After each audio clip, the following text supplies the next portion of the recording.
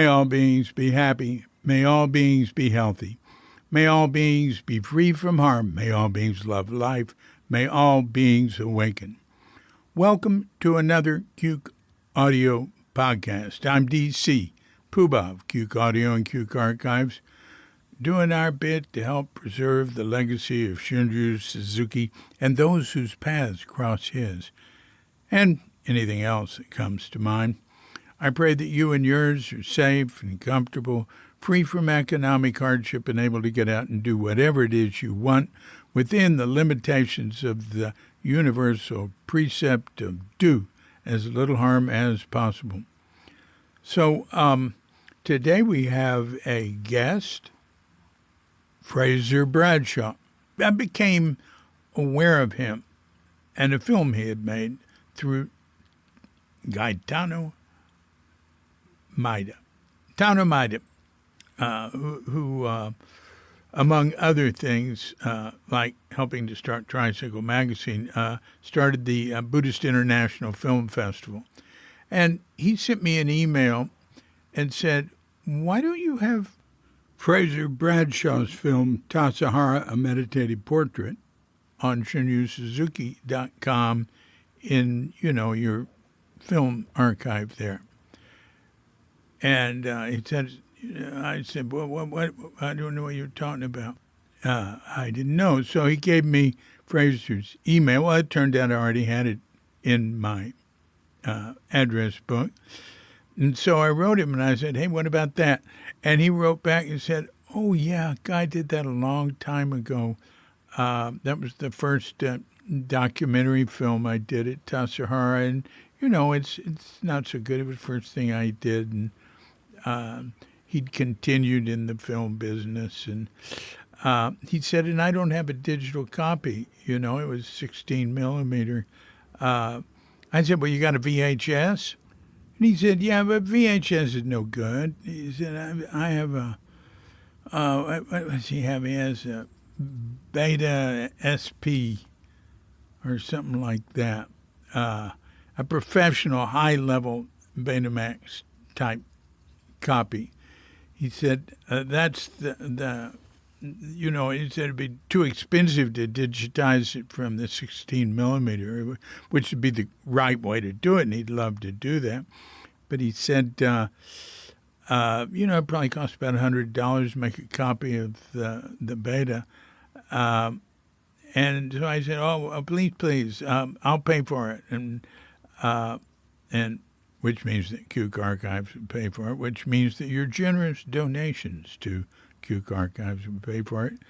But, well, after a while he got back in touch with me and he'd done it. And I put it on ShunyuSuzuki.com in the film archive section. And it's at his Vimeo site, vimeo.com/Frazer Bradshaw. Just look down. It's Tassajara, A Meditative Portrait. I'd see there's 210 entries there, but Tassajara Meditative Portrait is right up at the top. Now, his website is FrazerBradshaw.com, Frazer Bradshaw, BRADSHAW.com. He's got a film site, the name of his film company, Peculiar Películas, Peculiar Films in Spanish, and that's PeculiarPelículas.com. So Peculiar Películas. He's got an IMDB page, all that. You'll hear what we have to say about the film in the upcoming podcast. And Frazer started off doing experimental films, which I'm very interested in. I'd be very interested in seeing them. But, they're all 16 millimeter. So we have to raise a lot of money for him to digitize things, especially the hour and a half of the Tassajara, A Meditative Portrait, because the film's 30 minutes, but he's got another hour of footage that didn't make into it, and we should get that. I think that would be neat. But I'm an archivist. I want everything, and but the final product he and Susan O'Connell made was 30 minutes. So when you hear the bell, if you're of such a mind, hit pause and meditate or whatever for as long as you wish. And when you're ready to come back, hit unpause, and we'll be here to hit the bell to end the meditation or whatever, and we'll give Frazer Bradshaw a call.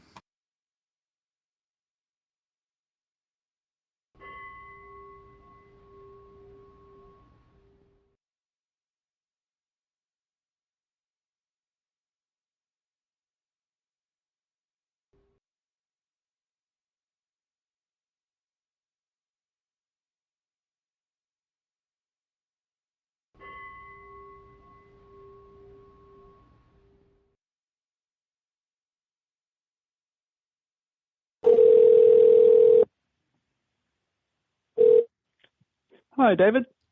Hi, you are Frazer Bradshaw. Indeed, I am. Yeah, and I appreciate your talking with me. Happy to. I loved your movie on Tassajara, and I really appreciate you're going to all the trouble of getting it digitized. To me,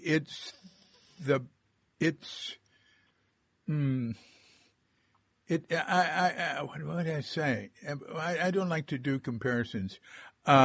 It's just, I really like it. It has no dialogue. That really is good. And it really shows what practice is like at Tassajara from, from the point of view of what do people do. Doesn't get into the interpersonal relationships and stuff. No, there's plenty of those to not get into. Yeah, right. So, I just want to know what your story is, what led you to be there and what led you to make the movie but I like to start out with, what are you doing now? Oh, well, what I'm doing now is still making films. I make my own films, and I also work on other people's films in various roles, primarily as a producer and as a cinematographer. Mm-hmm. Mm-hmm. Yeah, you've got a pretty impressive set of films and resume there. What's your website again? FrazerBradshaw.com. The trick being you have to spell Frazer right, and my parents spelled it wrong. It's Frazer, Bradshaw is like it sounds, BRADSHAW.com. Your parents spelled it wrong. Yeah, I always joke that. It's an old family name, so they didn't really spell it wrong, but I like to joke that they spelled it wrong because nobody spells it the way that I spell it. Yeah, it's very cool. It's very cool. Yeah. I know I've had two wives, including the current one, with slightly unusual names, and and I've got a granddaughter with a unique name, and they run into problems with it. People calling them the wrong name or a similar name, or that sort of thing. Have you had much of that? Yeah, all the time, but whatever. Life's too short to concern myself. Yeah. So, what? Just tell us what, So you're making films, you're producing, you're helping others. What sort of films? Can you take us inside a little more? Well, in general, the way I talk about it is that I want to make films that make a contribution in some way, be that cultural or social or political or, terms of some sort of justice. I want to make things that matter in the world and not things that simply amuse people. There are greater minds than me desperately trying to amuse the public, and I will leave that to them. Yes, yes. Yeah. So I really work on a huge variety of things, from sort of social justice documentaries to, my own work is really art films that are really about the human condition and about the struggle of being alive. Yeah. In deep and abstract way. And that's what I am interested in, because it's the thing that is intangible. It's actually, it feels abstract to say it, but it sort of is the thing that brought me to Zen in the first place, is the sort of wanting to understand what life is. And Zen teaches what life is in a certain way, and I feel like art teaches what life is in a different way. And so that's what I'm looking for, is what life is, and I don't think that there's an answer to it. Like, Zen offers some guidance toward an answer, but I don't think you are really meant to ever get there. I guess enlightenment would be getting there, but I don't really believe in enlightenment. I think enlightenment is the search. And so that's what I'm doing. Yeah. Well, I appreciate all that. Yeah. That makes good sense to me. Now I'm looking at your site. Peculiar Película. Oh, that's funny. Yep. That's the production company I make things under. Right. It's just a name, really. Well, it means strange film in Spanish. Exactly. Yes, exactly. So I say, well, there we go. The first one I see on the left is Everything Strange and New. Yep, that was my first feature. It premiered at Sundance in 2009 and won a bunch of prizes and did well for me. It kind of put me on the map a little bit, which didn't really mean anything because it never made any money. But I understand. Yes, right. But it's nice to get the strokes. Yeah. It's nice to make work that connects with people. Yeah. And whatever. I won some prizes. That's not meaningful to me, but the fact that somebody wanted to give it a prize is meaningful to me. Yeah.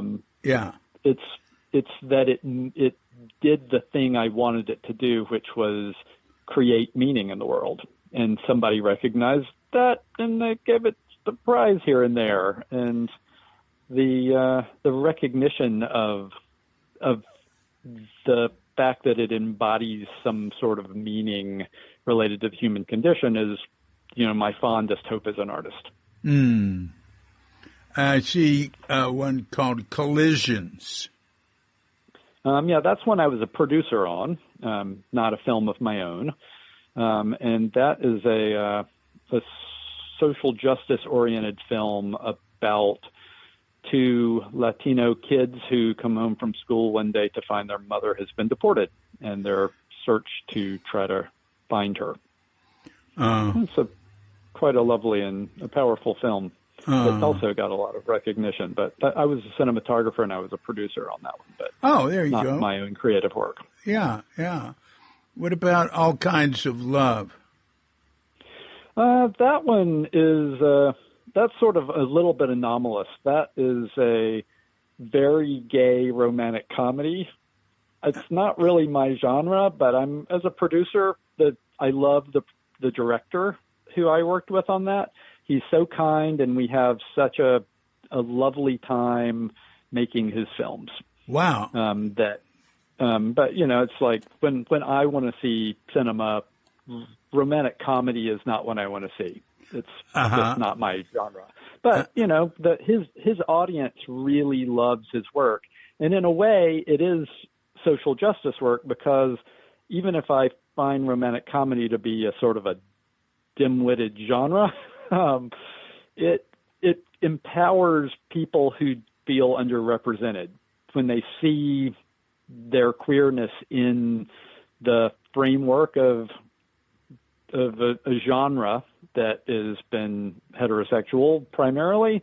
that feels empowering. And so I am grateful for the chance to contribute to that, even if I don't particularly gravitate toward that kind of film.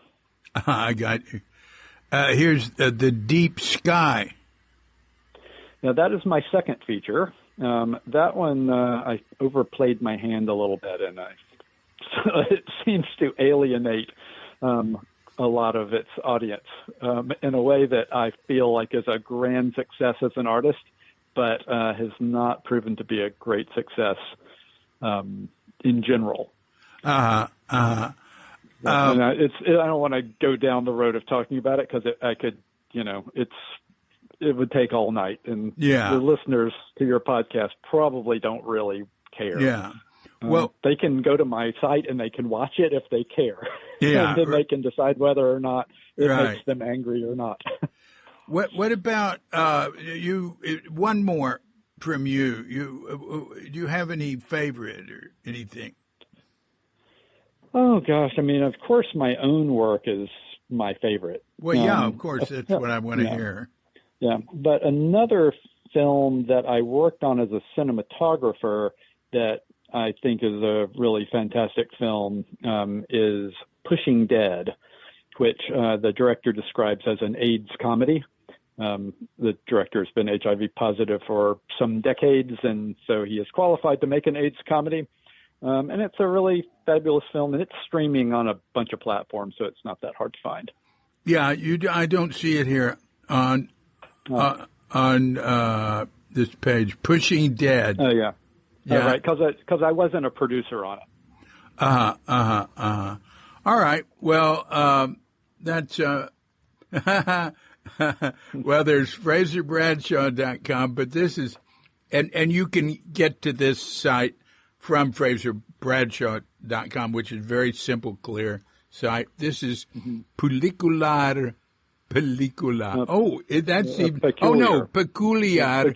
Pardon me, Peculiar Película. But anyway, unless you catch that, you can just go to FrazerBradshaw.com, and that will lead you to these films. Neat. Mm-hmm.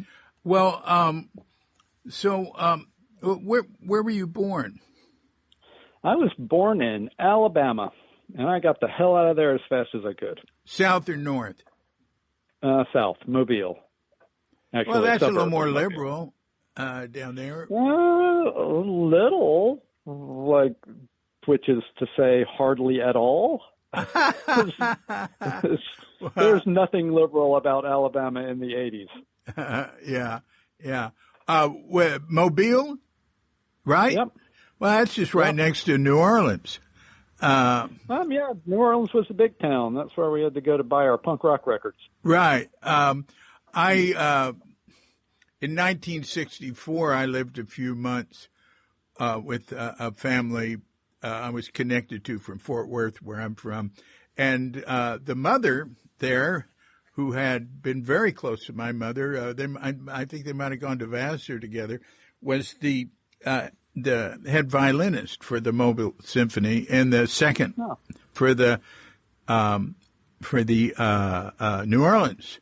So that's my experience of Mobile, is going with her to hear her play the violin with the symphony there, and I enjoyed it. And all right, yeah, maybe I saw her play when I was a kid and forced to go to the symphony on a field trip at school. Oh yeah. Well, do you know who Blanche Hartman is? Of course, yes. She was she was from Alabama. Oh, I never knew that. Yeah. Huh. Yeah, and then Andrew Atkinson, who you wouldn't know,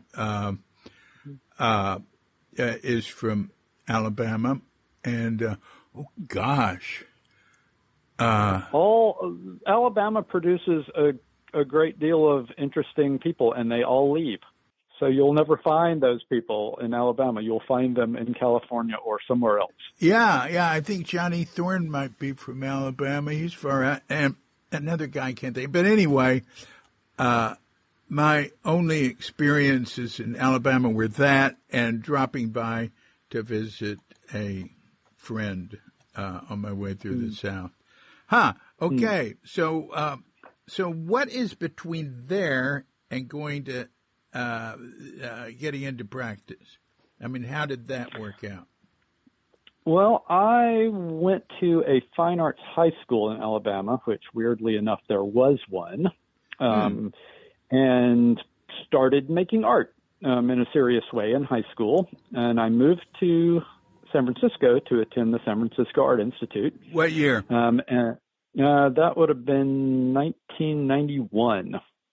So you were born around 1972. So you went to the San Francisco Art Institute, which many of Suzuki's early Zen students came through.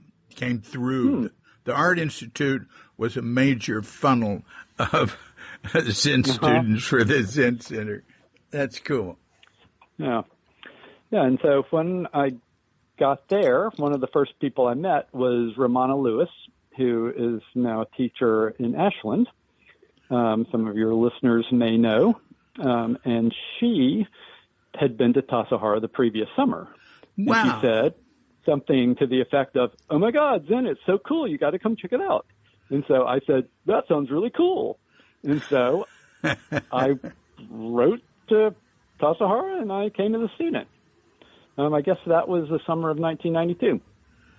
And yeah, so that was how I came to practice. What was it like? I was really blown away. In fact, interestingly, I got there and I was there for 3 weeks. And for the first 2 weeks, I hated it. It was pushing every button I had to push. But after those 2 weeks, something broke and I was able to relax into it and have a very different experience in the final week, and return to the world a changed person. And then I returned to Tassajara over and over again in the summers after that. What buttons did it push when you first went there? I've always had significant issues with authority, and the form is so stringent, and what's the way to phrase it? Just the sort of hierarchical organization that is Japanese more than it is Tassajara, didn't sit well with me. And so I reacted very negatively to that sort of push to function in a way that was prescribed. Yeah. And the whole reason I ended up at art school in the first place is because I didn't want to do what was prescribed. And the reason that Alabama didn't agree with me is Alabama really had some very strong prescriptions about who one should be and how one should be. And so when I got to Tassajara, all of the forms and the getting up in the morning and the schedule, I just hated it because I read that as forcing me to be someone I wasn't. But something broke and I realized that wasn't forcing me to be somebody I wasn't. That was a way to let go of the forced being of someone I wasn't. And I don't know that I would have been able to say that at the time, but looking back, I think that's probably what happened. And it also, I felt the challenge, and I like a personal challenge in the way that, like, I make art that challenges me, and I go to see other people's work, other filmmakers who challenge me. And so I realized that I liked the way that Tassajara was challenging me.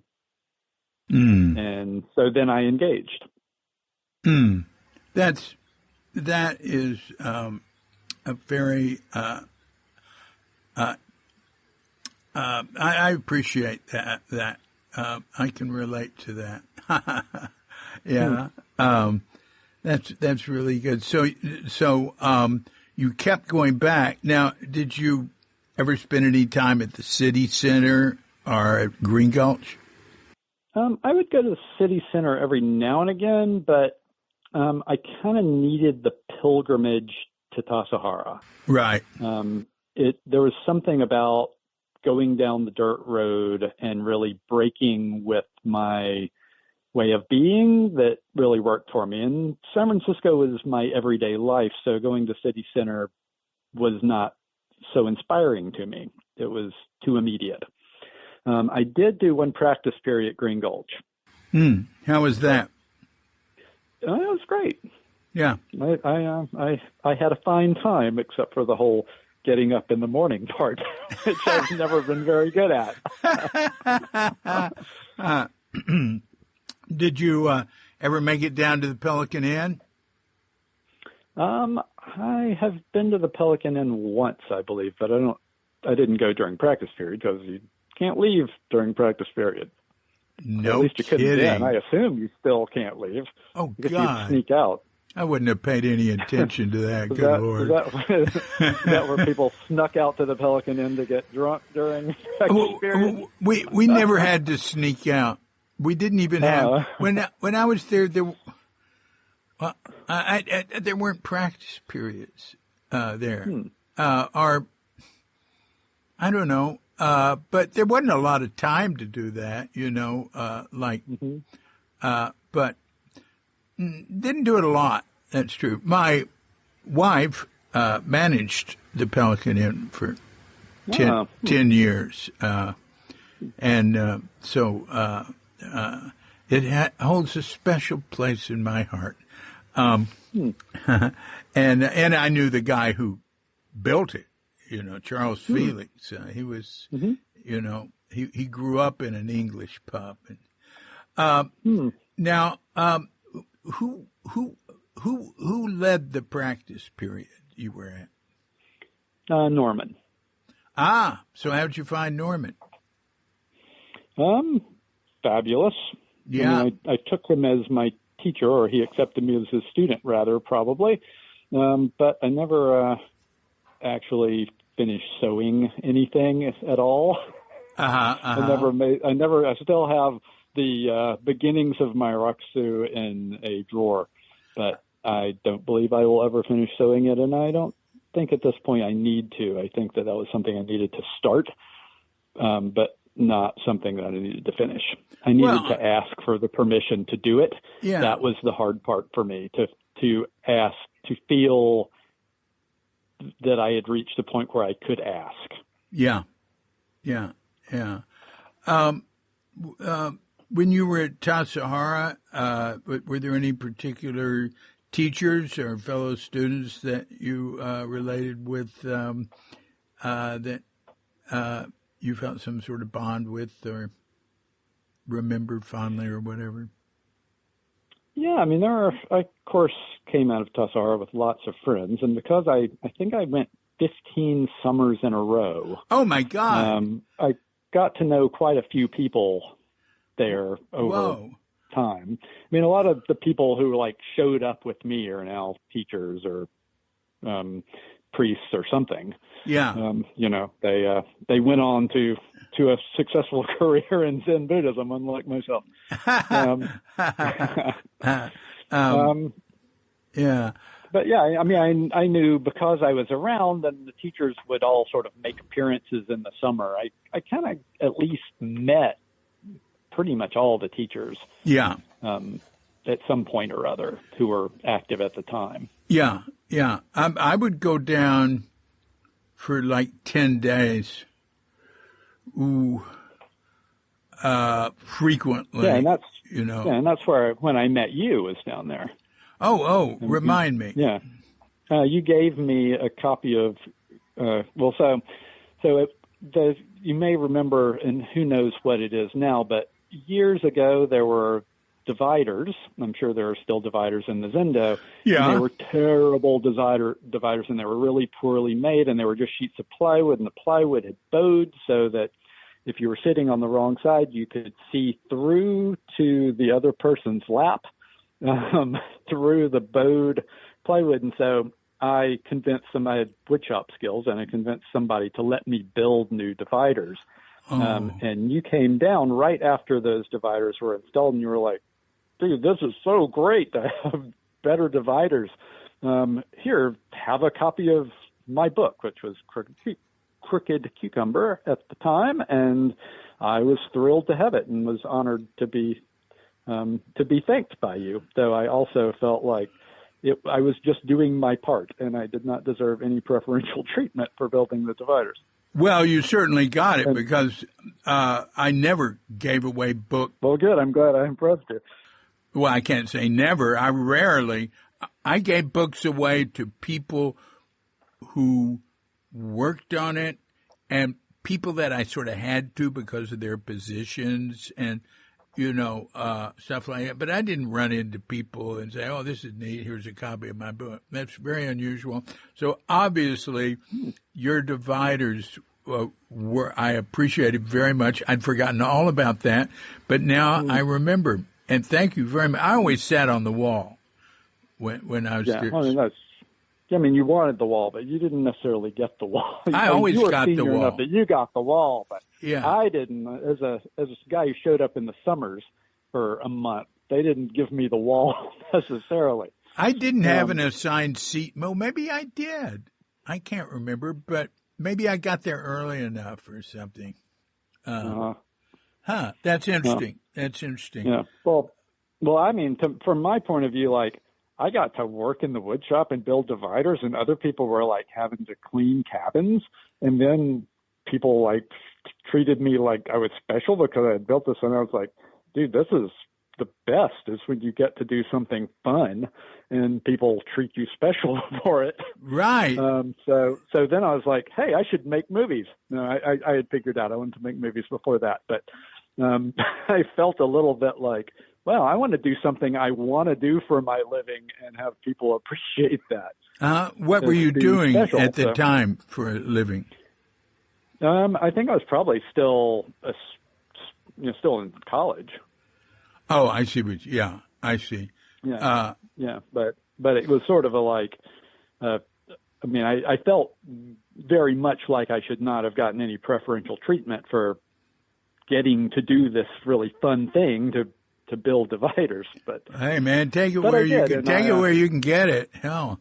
Yeah, I guess so. I guess so. Yeah, I mean, I talked to so many people who had who felt unappreciated or whatever, and we tend to remember negative things more. It's really good to hear that. Well, so when did your film trip start? Well, I got to art school. I didn't have any interest in film, but a couple of years in, I guess actually the second year in, I got a job working in the lecture hall, and part of that job was projecting mostly 16 millimeter at the time, film history classes and end of semester film student shows. And seeing all that film got me interested in film. So I started making film, and my early film was all experimental film. And what the hell does that mean? Nobody really knows, including me. But it was non-narrative. It was initially it was sort of about the experience of projected light. And I just loved how it felt to see projected light. And so I was making work that used projected light to create a sort of visceral experience. Those films don't really work on a television. They really only worked in a movie theater projected. So I haven't actually seen those films in years myself. But I never transferred them to video because it seemed like a fool's errand. I'm interested right now. Do you recognize the name? I think I've got it right. This is a memory from the 60s. P. Sidney Adams? I don't think so. I think I've got the name right. he wrote a book called The Sliced Die, which was about avant-garde film, experimental film, and he was referring to the Andalusian Dog.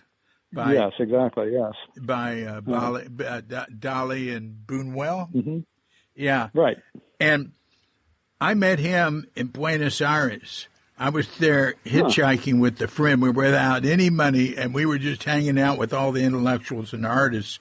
And I could play all the Dylan and Stone songs and stuff. So, and there was a film festival there. This is 1965 in Buenos Aires, and this is before a lot of these people disappeared.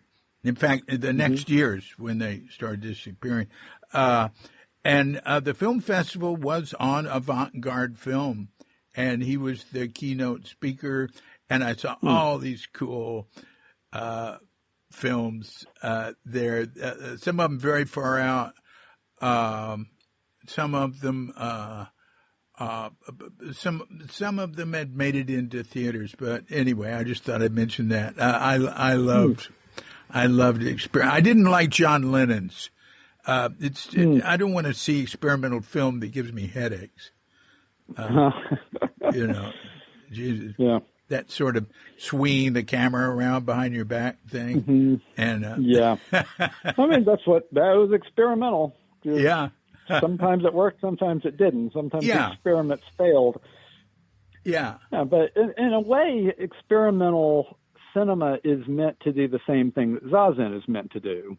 It's meant to sort of blow up the reality and the ego and the sense of self and let you see past it into something that is new and unexpected. Radically different ways to get to those things. Mm-hmm. But that's the kind of cinema I made then, and still the kind of cinema I make, though in a different way, is work that will cut through some of the stupid of our lives and allow us to see some of the truth that we miss. And that's what Zen always did for me, or what Zen taught me. I mean, I don't think I could be a filmmaker if I hadn't showed up at Tassajara. I needed Tassajara. Like, I emerged as a filmmaker and a Buddhist simultaneously. Like, they were not differentiated, and I don't know that I could have done either of them without the other, because I was going to Tassajara and I was learning things, and I was using those things in filmmaking, not in some kind of literal way, but I was learning to understand and see the world in a different way. And then I would go back to Tassajara the next summer with this new experience of filmmaking and art, and how it had taught me to see the world differently. And it was not a vicious circle, but a non-vicious circle, of sort of growing as a human being. Let's see. I definitely have a question here. I had a question, but then, I was following what you're saying. Yes, your first film, was that the one at Tassajara? No, that was my 14th film. Oh, yeah. Well, I knew when you were first. Yeah. I'm sorry. There were the the experimental ones. Well, I made a couple of more narrative films in there as well. The film about Tassajara was my first documentary film, if you could even really call it documentary, because it's not informational. What's the name of it? Observational. It's just called Tassajara, a Meditative Portrait. Yeah. And actually, I graduated from college. I spent 5 years graduating. I graduated, and I showed up at Tassajara, and somehow I managed to convince the powers that be to let me make a movie. That's not easy to do. I don't know why they did. I mean, It's like Leslie said yes. And whoever else said yes. And I don't know why. They probably shouldn't have. But but what the condition was that I had to work with Susan O'Connell as a producer, and I didn't know Susan. Oh, yeah. Susan was at City Center, and I had not ever met her. So I got introduced to Susan, and she said yes too. I don't know. They shouldn't have. They had told me I was crazy, but they let me. And then I convinced several members of the Sangha, whose names are in the credits, to give me some money to pay for it, because it was 16 millimeter film and it was not cheap with all the lab work and everything. And I think probably a lot of the money was put up by Del Carlson, who everyone who was around then will remember. Oh, yes. Yes. And Del and I got we'd spread his ashes here in Bali. Yeah. Yes, right. Part of them. You know, the truth of the matter is I have half his ashes, and I am supposed to take them to Tassajara, and I was a little slow on the uptake, and then there was COVID, and so it never was really particularly convenient to take them to Tassajara any time in the recent past. And I kind of need to get back on that, because he wanted them spread off the side of the Suzuki Roshi Memorial Trail, if I am remembering correctly. Yes, very good. I heard that wasn't being allowed now. Yeah, so it may not be allowed. I mean, I never have asked anybody. Yeah. I may have to find somewhere nearby to sprinkle them. No. It's not actually at Tassajara. Just don't tell. I mean, what the hell? Right. Well, now everybody knows. If I show up at Tassajara, they won't. They won't. Oh, yeah. No. I've listened to the podcast. No. Just say, I'm sorry. I refuse to talk about that. Look, so do you know who Eric Calcio Roos is? Yeah. Oh, yeah. In fact, I see him when he's in the Bay Area on occasion. Oh, that's fantastic. Well, he and Fami, you know, I got to know because Del and I were close. I was call him in Florida. And I always kept up with Del. And, you know, there's a good deal on him on Cuke.com. And through Del's niece, who was in charge, I can't remember her name, she's died since then, too, of the... She has, yeah. Yeah, of the, you know, in charge of things when he died, she asked me, do you know who Eric and Fami are? No. And so we see each other every now and then, and Fami helped design a guest room we put in, and I'd love to go to their place. Anyway, that is very cool, very cool. Really good to hear that. Good for Del. Yeah. So anyway, Del was kind enough to put up some of the money, and other people I don't want to just start naming names because I'm forget a lot of them. I don't want to leave anybody out, but right. They're in the credits, so I can look and see. And so I made this movie, and so now it exists. And yeah, when you asked about it, I got it digitized. You know, it was a professional video standard that is long since obsolete, but I found an archival house to digitize it. Into what format? Into what format? Into a just a video file format, a professional grade QuickTime movie, basically. Oh, it wasn't. Wait a minute. What you had? All right, but I want to be reminded. What you had was a like Betamax Pro, right? You know, Beta SP, which was a professional version. It's subsequent to Betamax. Betamax was a prosumer, but then there was a Betamax Professional, but Betacam SP. Betacam was the camera format. And then it just kind of became the professional format. But, you know, this was early days in the technology. Yeah. Not that early, but compared to what the quality of a video signal is now. It was pretty terrible. But so I shot 16 millimeter to begin with, and so I still actually have all the original camera negative. Oh, right. And yeah, so in theory, someday, I mean, maybe someone's listening to the podcast who's interested in helping finance this, but the movie is half an hour long, and I've got a little more than 2 hours of film.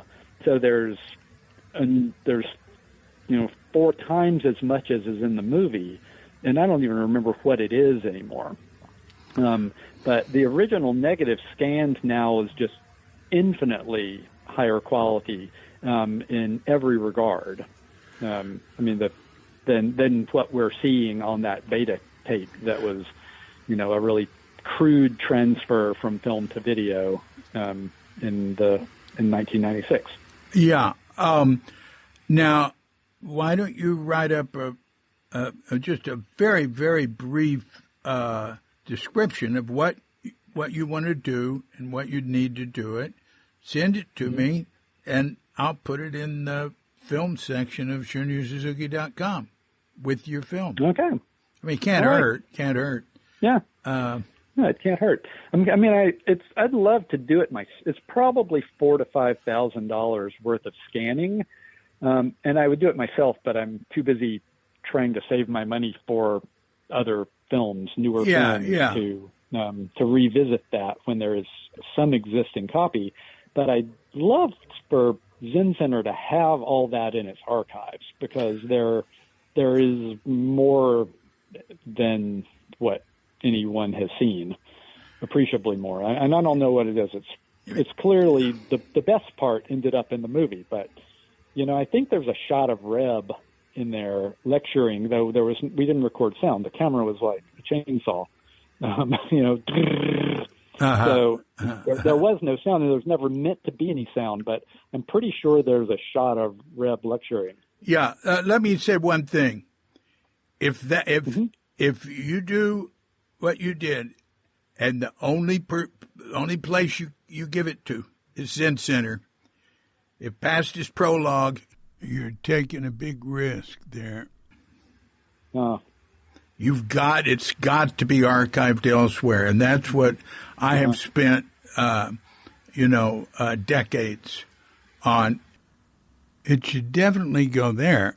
It should definitely go to Zen Center, but it needs to be other places too, because now I don't know if you did this, what their situation would be then, but it's always changing, and they've never had an archivist. Maybe they do. The secretary was in charge of the archives. There were some Suzuki lecture notes from the early Los Altos Zendo transcripts, notes from, maybe Trudy Dixon, maybe Marion Derby, working on the lectures, and with all these lectures, I asked that they be digitized by Joe Tennis, who was coming in from Seattle for a couple of weeks every year. I asked it be digitized, so I wanted it and it should be saved. So he did that. But then when I asked for it, nobody knew where it was. They never found it. And I could just keep telling you stuff like that. It's the transition. There's been priceless stuff thrown away in the library because, a librarian would come in and say, oh, nobody's checked this out. And then just, give it away or throw it away. The stuff there was no copy of that was particular to our lineage, our Zen Center history. And the problem with digital is there's no physical object. So digital can really get lost. And if it's only saved in one place, then that's really risky. Of course, if you were giving it to them, you'd have it too, and you'd put it in other places. But what we try to do at Cuke Archives is make things publicly available and then copy them in various places and then give our whole archive, put it at various stages in different places, without thinking about what's important. Zen Center is very product oriented, and they've made a lot of good products, and provided people with a lot of content and stuff that's very valuable.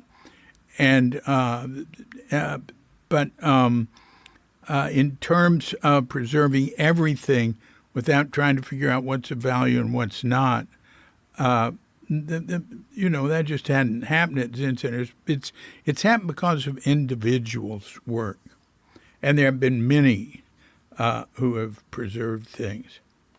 But as Philip Whalen said, only enough survives. And Zen Center has done a great deal, but they have no continuity, and people come along. What some people consider the greatest tragedy in film history is when who is the great German filmmaker who made that 12-hour movie? Fassbinder, maybe. Let's see. What was his? I don't remember what the 12-hour movie is. So oh yeah, I'm not sure. And it was a 12-hour silent film, and a janitor threw it away. The only copy of it. Something like 80% of all movies made before 1910 are lost. Yeah. It's the history of cinema is basically the history of lost stuff. Yeah. Up until maybe the 30s or 40s, where people started to take it a little seriously. But basically, you'd make a film and you'd send it out on, the tour of the country and make you some money. And then when you got it back, you'd put it in a bath and reclaim all the silver, because that's how black and white images were made, was silver nitrate. You'd reclaim the silver so that you could sell the silver. Because who's ever going to want to watch that movie again? Yeah, there were some showings of it. They hadn't gotten it. They hadn't figured out what to do with it, and the only review it got was that it was like the greatest film he'd ever seen, and was just a miracle. It was anyway. That's lost to us all. Yes. It's a lot of film to throw away, too. 12 hours worth of 35 millimeter would be a lot of film. Yeah, yeah.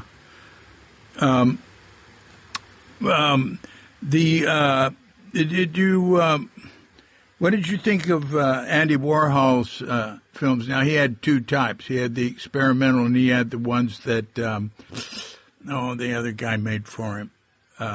Which really made the good films, trash, and that were real films. I like so much art. The idea is a little more interesting than the execution, I find, with Warhol's work. Yeah, right. Well, the idea was cool in most respects, but I didn't really enjoy watching the movies that much. Yeah. But, all right, now the ones he made were like The Kiss, that was 30 minutes long, or the Empire State Building that was, 12 hours long or something like that. Yeah, I can't remember how many hours, but it was plenty long. Yeah. That one's just called Empire State. Oh, Empire State, right. Yeah. Well, Morrissey, I think, was the guy who made his films. I thought were good. I thought Trash was great. I don't think I saw Trash. It was starring Joe D'Alessandro, and it's a real story, But it's a cheap art film type thing. But anyway, I think I've got that name right. So the Tassajara film with Susan O'Connell, I remember seeing that, was the and producer. She really guided me. She asked me all the right questions going in, and she helped me with the editorial. And there's no way it could be the film it is without her guidance. She had a much stronger sense. So she had produced films before. She knew how these things worked, and she knew how a film was structured. And I was an experimental filmmaker. I was interested in capturing the tone and the sort of experience of being at Tassajara in some way. And I think the film does that reasonably well, but I was not thinking in terms of how you make a structured work that holds together and can be consumed in a linear fashion. I was just thinking about tone and experience. So she stepped in and sort of took my vague sense of what it feels like to be at Tassajara as a construct, and she guided me into giving it enough structure that I could have some sort of chapters where we move, from the garden into the kitchen and into the dining room. And, there's a little bit of a flow of a day in it. I don't think that's, explicit, but it has it has a feel of beginning, middle, and end, even if it doesn't really have one. And that's really Susan's work. Susan knew how to structure a film, and the film benefited from that. And I benefited from that because that was the first time anybody had actually, the Art Institute, like, oh, you're a filmmaker? That's like a painter, except that you have a camera? Yeah, I think so. So having somebody who actually knew how to make a actual movie talk to me about making movies, that was great. It was incredibly useful. That's funny. That's funny. Wow. Yeah, when you to get into film, you're really getting into something expensive, because I've been into music, and basically, and I helped build a $1 million studio in Sausalito.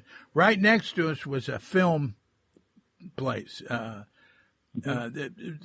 was involved with movies that came to the area, rented stuff from it, and the people drove up to the music studio in Volkswagens, and they drove up to the film studio in Mercedes, and yep. And they had a lot of coke, but this is around 1980, around there, and well, that's how we still do it, David. We in the independent film world do not do it that way. Yeah, in Hollywood they do still do it that way. Yeah. I went to a party at the record plant in Sausalito then in the mid '90s, and there were no drugs. There was just alcohol. So it really changed.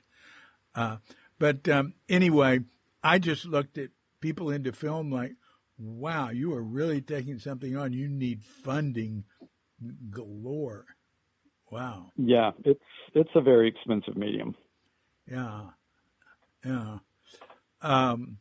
There was the film The Bed came out of Mill Valley. Oh yeah. You know about it? The Bed. I did it. I think it might have had Alan Watts in it because it was filmed at his place.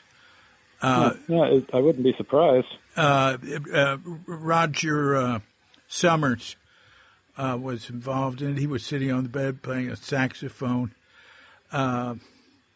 Anyway, there was I knew about some experimental film in the Bay Area, but I can't remember. It's all faded into the past. So you have brought your urge to not be the same coming out of Alabama, which I can certainly relate to coming out of Texas. Although I like Texas, but and the governor is my only living relative I know of. Oh, really? In Texas. Interesting. Yeah, and we're not close. Yeah, I can imagine.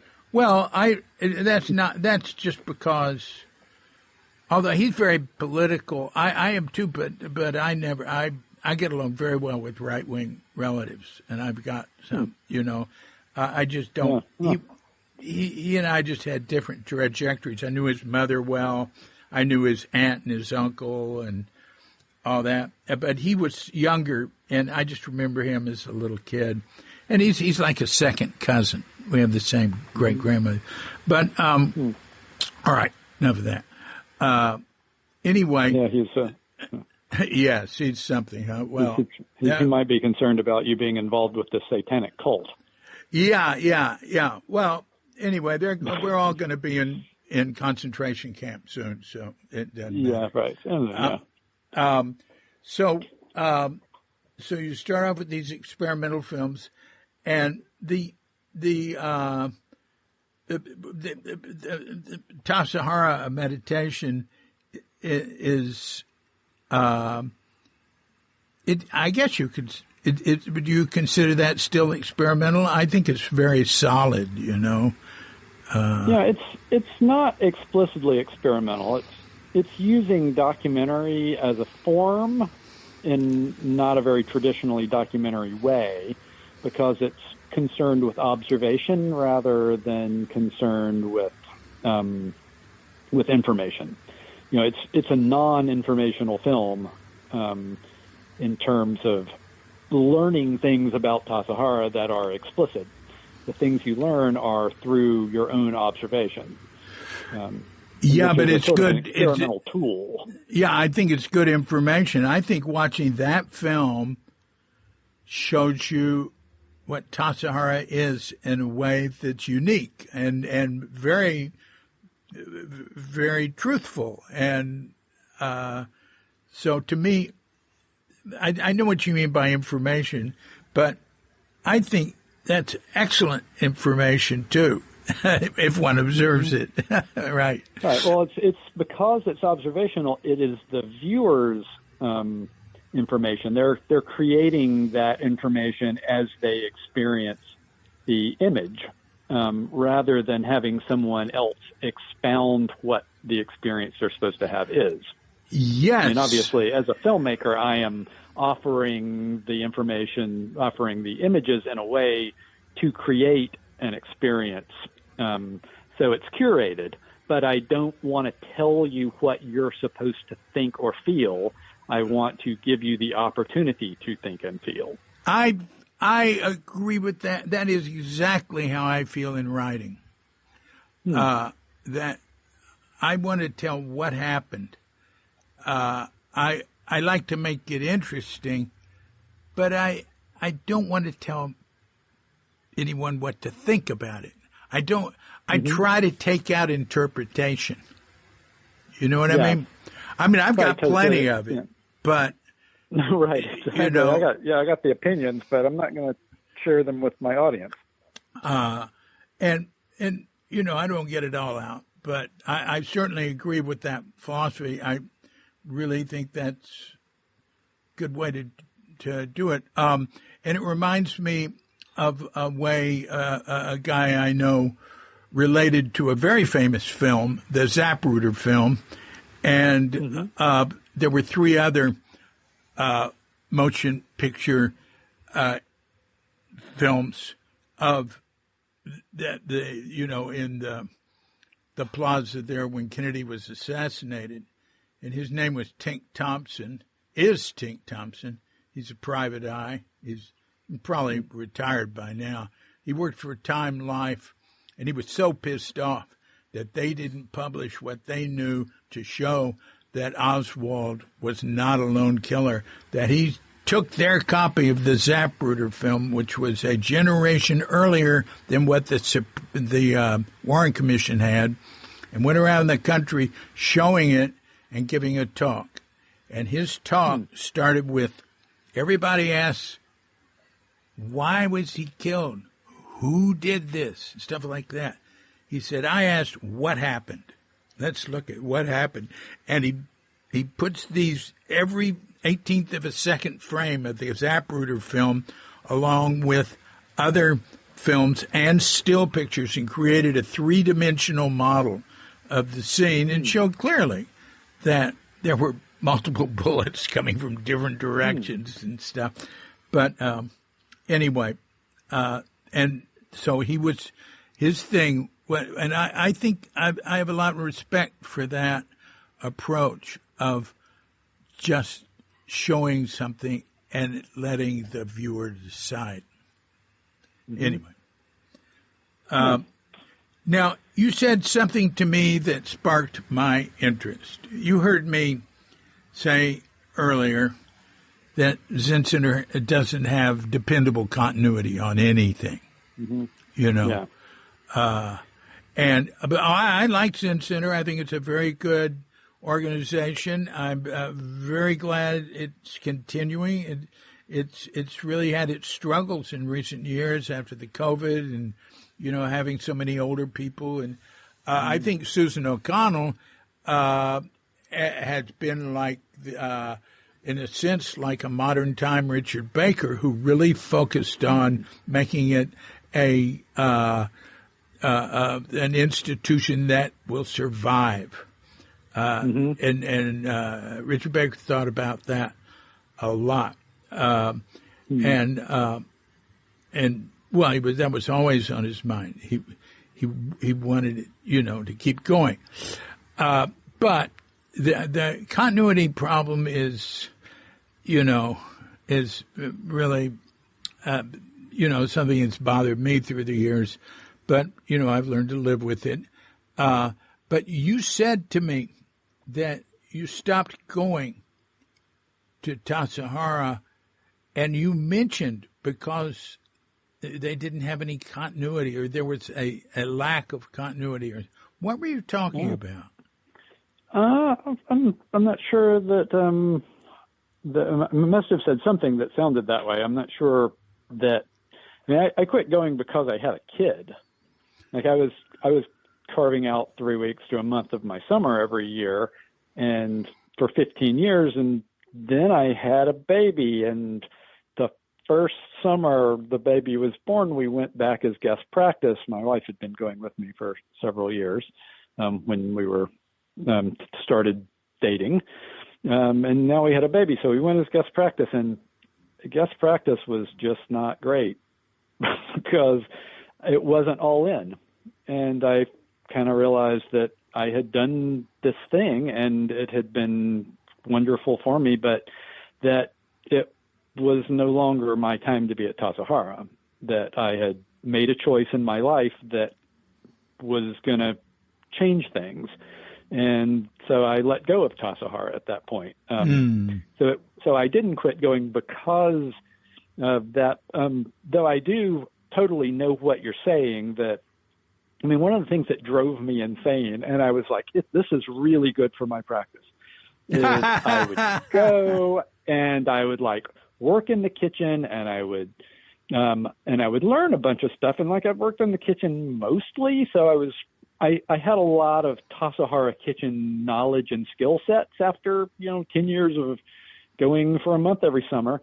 And every summer I would go, and there'd be somebody new, often that I didn't know, who was the Fukuten, and they would have some new way of doing something that I knew for a fact was not an efficient way to do it, because I had learned from some previous Fukuten a much better way to do it.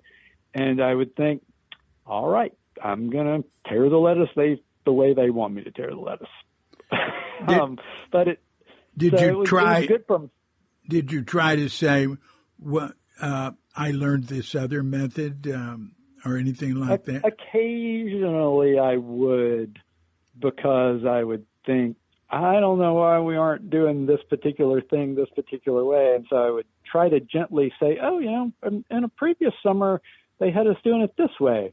But I would, but I recognized that was in the DNA of Tassajara, was that doing things well and efficiently were not as important as doing them with a full mind. There are questions sometimes how full the mind was in the way we were doing things. But anyway, so I would just this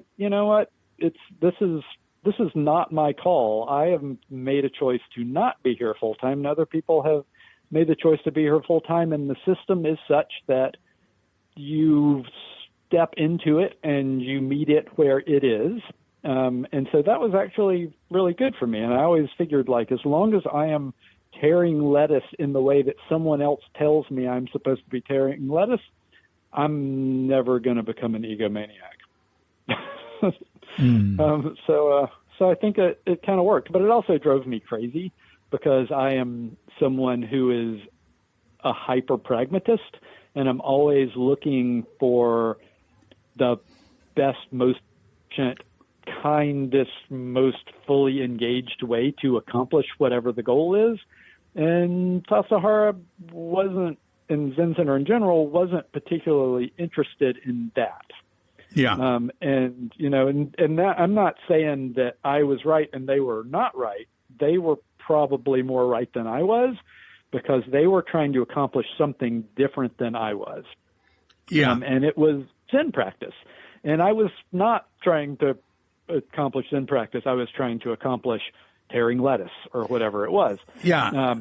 But it's just not who I am. I need to find, like, solutions are the thing I do.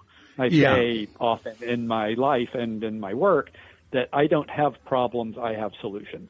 Yeah.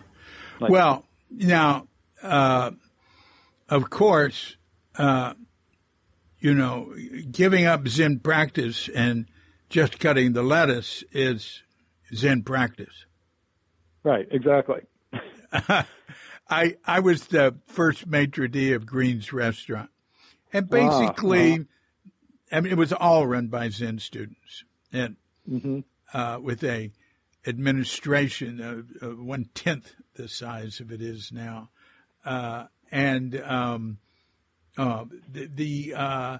You know, pretty much everybody knew what to do and worked, you know, efficiently and tried to do a good job and weren't thinking about trying to be good Zen students, which is heretical. And but people would come from Zen Center like a new student, and I would watch them try to mindfully sort the silverware or whatever, and I just go up to them and say, forget about Zen, do this as efficiently and quickly as you can, or we won't be able to keep up with the flow of people coming through here. And I had to deal with that a lot, and it pretty much worked out. I certainly understand that. Well, that's wonderful. You have. So, how old is this child now? She's 18. She's heading to UCLA this fall. Wow. All right. So that was 18 years ago when I was last at Tassajara. Oh, wow. Oh, no, wait a minute. You haven't been back at all? I have not been back at all. Oh, well. Because I don't want to go as a guest, and I don't really want to go for the weekend. Like, the thing that made Tassajara for me is that I dropped out of the world and I just fully did it. And it takes a week to get fully engaged, and I just can't. And I'm a freelancer, so I cannot plan. I can never plan for anything. Like, I have missed family vacations on many occasions because work came up. We had a plan to go on vacation, but then a big job came and I had to take it. And so writing to Tassajara and saying, hey, can I come in 3 months? Like, that's just not something that works for my freelance universe. Yeah, I appreciate that. I never went as a guest. I never wanted to, and I was happy. Yeah. I always washed guest dishes. Right, exactly. Which the dining room loved. Annoying. Huh? The guests were so annoying, too. No, I love the guests. Not always, sometimes. Well, they were paying our bills, so I tried to complain. See, I ran the dining room for, for the first 4 years. And I always related with, they always had me relating with guests. I was never in the office because I can't do anything like that. But I was very close with lots of guests, and I felt that guests were very important for us at Tassajara. And I hear they're letting some older seasoned guests back in now, which I think would be good. Yeah. Well, that's all very interesting. Well, what's your daughter? What do you think? Does she have any interests in any particular fields? Not. She doesn't know, and she's embracing not knowing. Good. You know, she's potentially a hard science, but we'll see. Oh, that's good. She's not going to make movies, which is great because AI is about to start making movies, and that'll be the end of me. Yeah. So I'm glad she doesn't want that as a career path. I use AI to transcribe the podcasts. I've just made it so much easier to go over them and get them ready because I can read through them and see stuff that I want to cut out, which is mainly when I talk too much. But also somebody might have said something they didn't want, that they wouldn't want, or that I think might hurt somebody's feelings. I'll take that. Anyway, AI, we've got so many threats to us. Could we go through a few of those threats? What do you think about the climate change? Oh, I'm 52, and I'm kind of feeling great about being old because I'll be dead before it gets really bad, and it won't be my problem anymore. That's funny. Like all of the stuff that we are doing to ourselves, I won't have to be around to deal with it. Yeah. I mean, I might. The beginning of it, I will, but when it really gets bad, I'll be gone. Well, I understand that, but there's the constant threat of nuclear war, especially accidental nuclear war, and that doesn't have the sort of somewhat predictable timeline as climate change. Being, we're not sure how fast it's going to come on, but it's not going to be tomorrow. But a nuclear war could happen any day. True. Yeah. Well, the irony about AI is that it's basically as smart as we are now, and it's going to be, I think the statistic I heard was 16 times smarter than it is now in 2 years, which means it's probably as smart as the smartest person in the world in 2 years, and then 2 years after that it will be 16 times smarter than that. So AI might actually be able to solve the climate crisis because it will be able to see things with such breadth and depth that it will be able to solve problems that we simply cannot solve because our brains are not big enough. Yeah. I have thought that. James Cameron based Terminator on that. Mm-hmm. The world decided to turn its fate over to a computer, and the computer decided in the first 1/1,000,000th of a second that the solution was to destroy the human race. Yeah, right. That might be a good call. An environmentalist. Yeah. Okay. Well, is there anything we haven't touched on that you'd like to say? I've really enjoyed talking with you.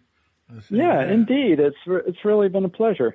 I don't think there's really anything. I mean, I am just super grateful to the tradition of Suzuki Roshi to have given me the time at Tassajara and Green Gulch that it did, and the opportunity for personal growth. And I imagine that it is still continuing with all the prowess it always had to change the ways that people see and experience the world for the better, and giving us the opportunity to grow, because if we don't grow, then we can't actually save the world and all beings in the process. There you go. Bodhisattva at heart. Yep. Well, I mean, that's the art. I mean, that's what I'm doing as a filmmaker. I'm trying to figure out how to save all beings, and I'm not highly successful yet, but maybe I'll get there.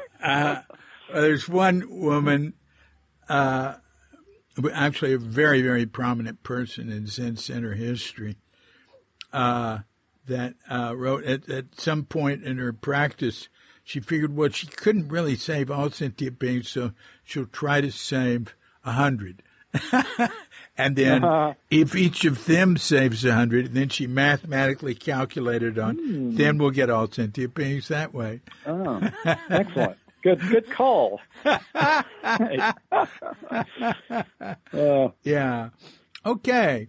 Well, Frazer. All right. Frazer with a Z, Bradshaw. Thanks a lot. I've really enjoyed talking with you. Thank you, David. Really quite a pleasure. Yeah. All right. Well, I hope to talk to you again via email or otherwise soon. Yeah. I'm waiting. You take care. All right. You too. All right. Bye. Bye-bye.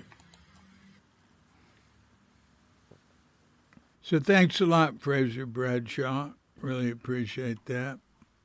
I want to mention a few things from the podcast. The person who was, I think he was the keynote speaker at the New American Cinema Film Festival in Buenos Aires in 1965 that I happened on.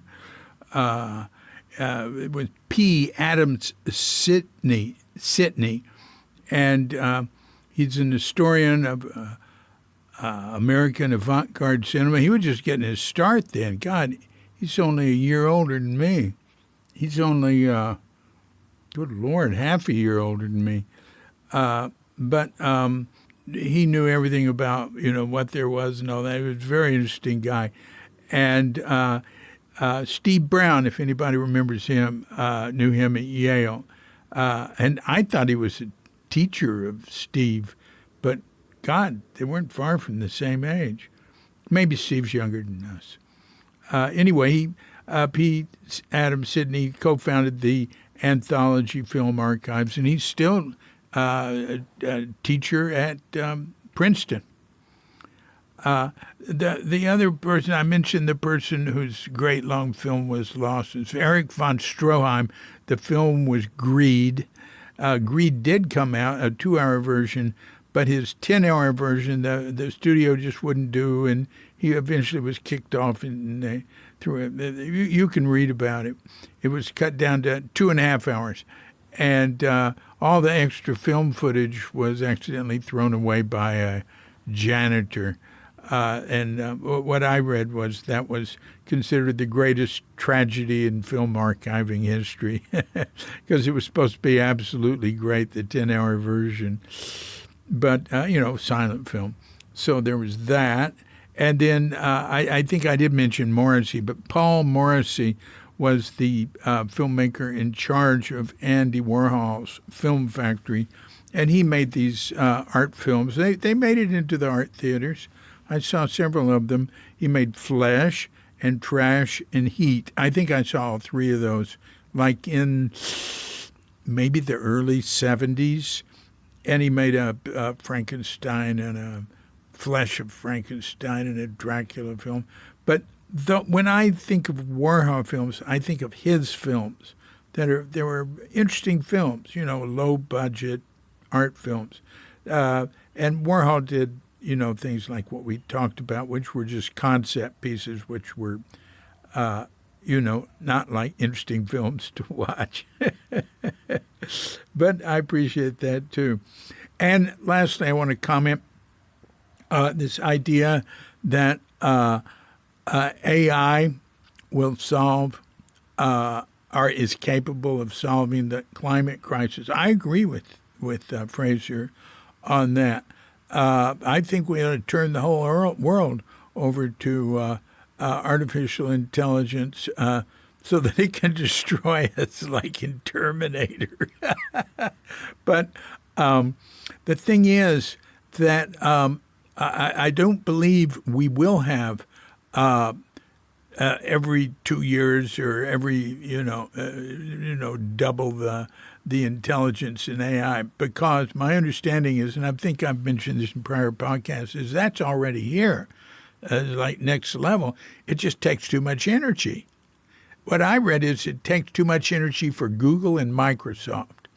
So the problems, it's sort of like the battery problem with electric cars. There's all this great technology, and they keep developing better batteries.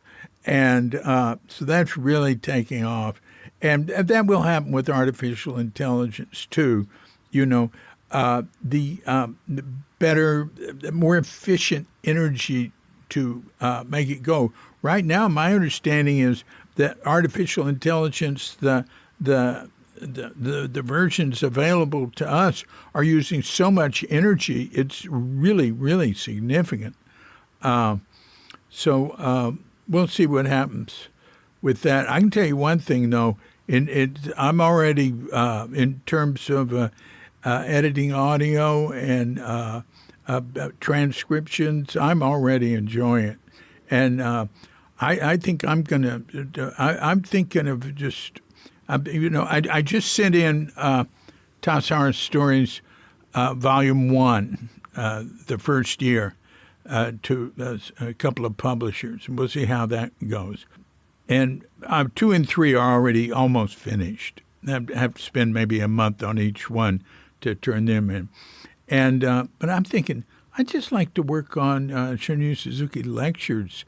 There's all this writing stuff I'd love to do, and other people could do this lecture work, but they're not going to. Now, look, give me a big donation, and I'll hire people to do it, because I can tell them what to do, and I could oversee it. But we could make those lectures like much, much more listenable.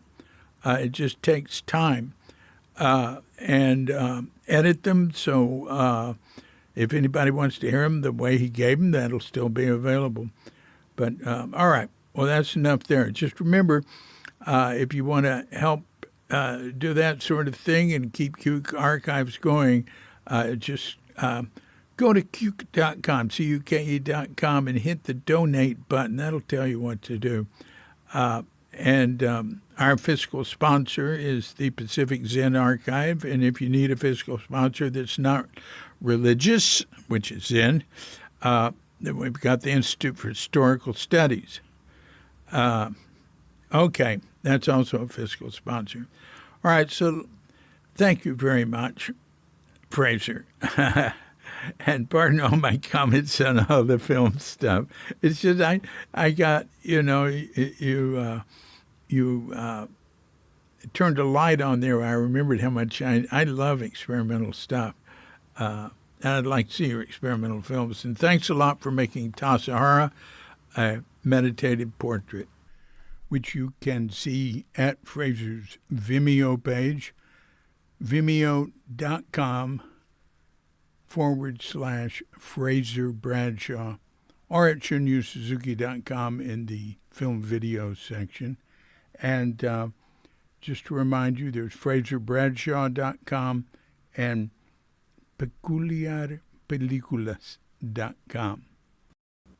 Look forward to seeing any films of yours I haven't seen, and look forward to seeing the films of yours in the future. And until we meet again, this is DC Puba of Cuke Audio and Cuke Archives, coming to you from sleepy Sanur with Dogget Bandita, Feline Cuchita, and dear lovely Katrinka. And we're wishing you and yours and all of us a grand awakening.